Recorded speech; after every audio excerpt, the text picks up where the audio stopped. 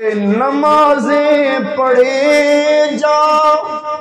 اذانیں دیے جا، شب و روز سجدوں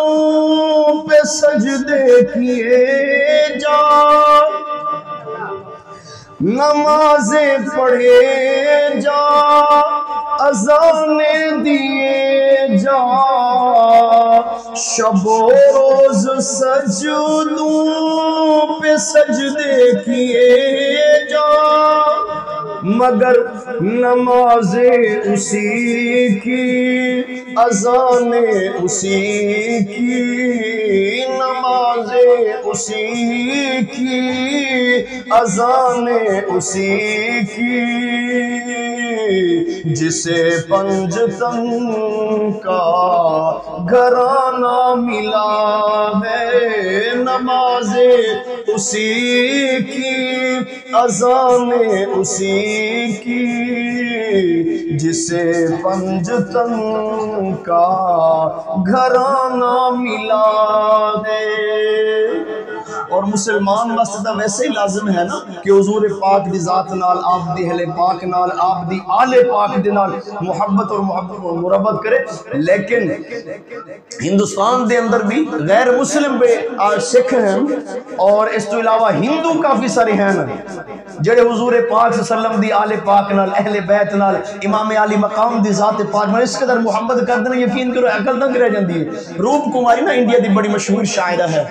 روپ کماری، میں آخری بات بس عرض کر رہا ہوں، وہ عشق دی بھی کیا بات ہے۔ روپ کماری ہندوستان دی ایک شاعرہ، اس نے اپنے عشق دا اظہار کیتا، میں ایک دو شعر تواڈے سامنے عرض کر رہا ہوں، ذرا وہ دی محبت ذرا اظہار دیکھو ذرا۔ کہنے لگی کہ حیدر کی ثنا گو ہوں بے پیر نہیں ہوں، حیدر کی ثنا گو ہوں بے پیر نہیں ہوں، ہندو ہوں مگر قاتل شبیر نہیں ہوں، اور حسین اگر بھارت میں آتے تو پردوں میں اتارے جاتے، حسین اگر بھارت میں آتے تو پردوں میں اتارے جاتے، یوں چاند بنی ہاشم کے دھوکے میں نہ مارے جاتے۔ ہائے ہائے، حسین اگر بھارت میں آتے تو پردوں میں اتارے جاتے، یوں چاند بنی ہاشم کے دھوکے میں نہ مارے جاتے، اور اللہ اکبر،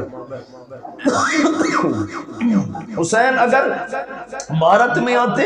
تو پردوں میں اتارے جاتے، یوں چاند بنی ہاشم کے دھوکے میں نہ مارے جاتے، اور دن رات ہوتی پوجا چوکھٹ سے نہ اٹھتے ماتھے، اس دیس کی بھاشا میں بھگوان پکارے جاتے۔ دیکھو نا، ایک ہندو عورت ہو گئے یار، تے پھر امام علی مقام دی ذات نال اس قدر محبت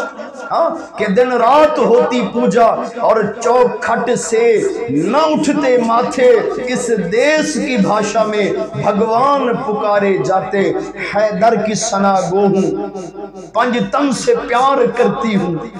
حیدر کی ثنا گو ہوں پنج تن سے پیار کرتی ہوں، اور خزاں جس چمن میں نہیں آتی اس چمن سے پیار کرتی ہوں۔